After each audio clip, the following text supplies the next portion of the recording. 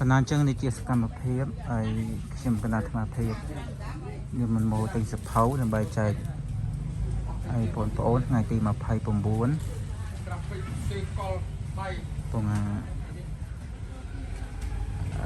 រោបិចរោសភៅបដាយសម្រាប់ចែក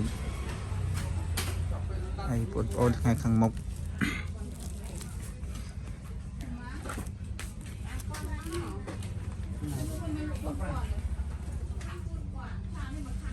ខ្ញុំអាចចូលទស្សនាបានណា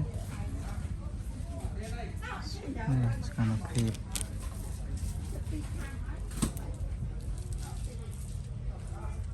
បិចដល់ទិញបានខ្លះហើយតែរូបបន្ថែមទៀត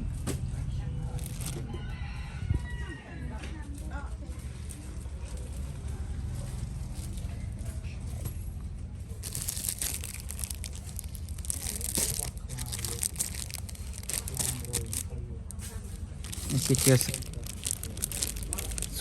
ផៅសរសេរសម្រាប់ឲ្យបដូរគឺជូនគ្រូនយុគ្រូណាហើយយកពុទ្ធបរិស័ទ